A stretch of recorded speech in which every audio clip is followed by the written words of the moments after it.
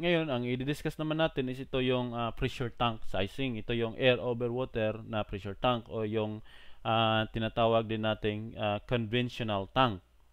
Ang formula naman nito ay halos kapareho lang ng pag-compute ng pump. Kaso nga lang may naiba dito. Ito.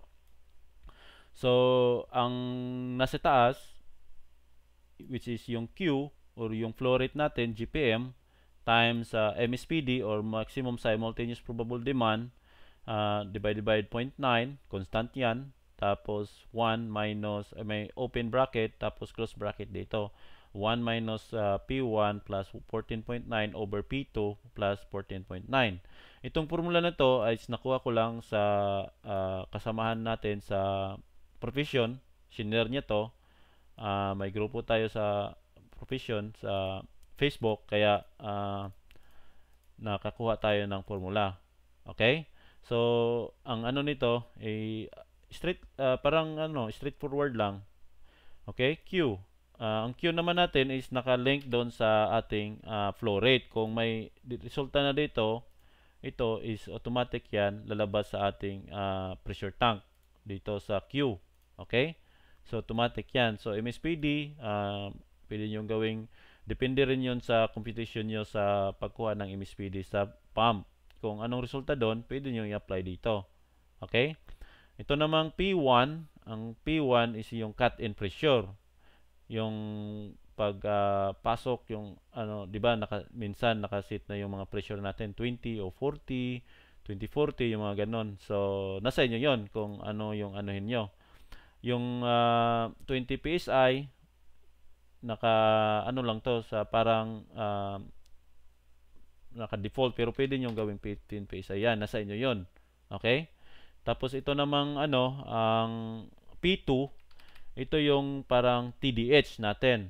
So, kung mapapansin nyo dito, yung P2 is multiply natin sa 0.43 kasi kinonvert natin yung TDH into PSI. So, ang TDH natin, halimbawa 34.64, gawa nitong residual pressure natin, kung may friction loss due to pipes pa tayo, tapos friction loss due to fittings, mag-a-add yan. Ito, ang friction loss due to pipes, nakalink to dito.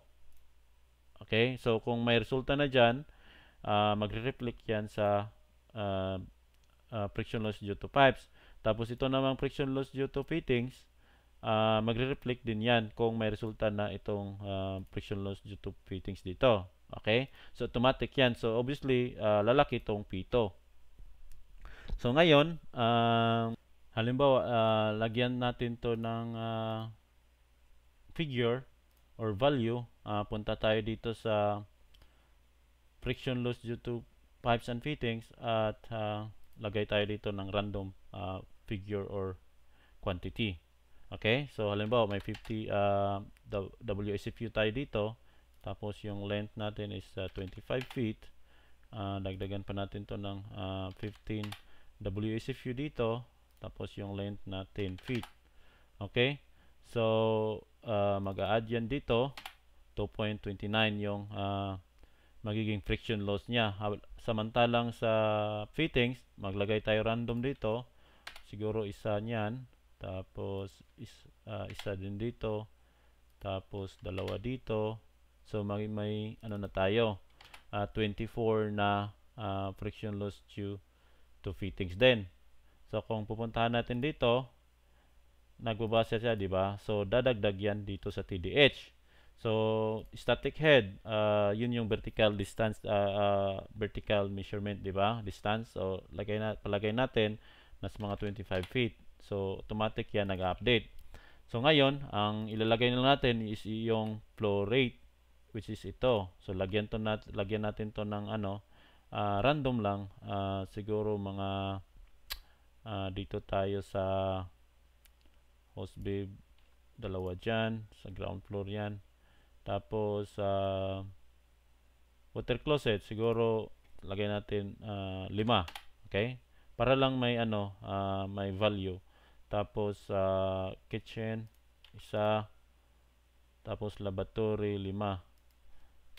Okay, siguro okay na yan. Para lang may mag-reflect dito na WCFU tapos ma-convert into GPM. Ito yon, di ba? 16 GPM. So balikan natin yung pressure tank sizing, which is ito yon. Nag-reflect siya dito na 16, di ba? So lagay natin 16 dito kasi ang formula naman Q times MSPD, tapos yung MSPD natin is 80%, 2.90 multiply niyan, ang magiging resulta niyan is nagiging 34.44 gallons, or approximately kung gusto natin i-check yung ang sizing guide, ito yon, click natin dito. So ito yung mga model sa first tank ng supplier at sa super tank. So kung balikan natin doon, ang resulta dito is 34 or 35, di ba? So hanap tayo dito ng malapit doon.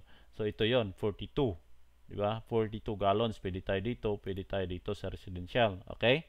So kung balikan natin dito, approximately 42 gallons. Ganun lang. Tapos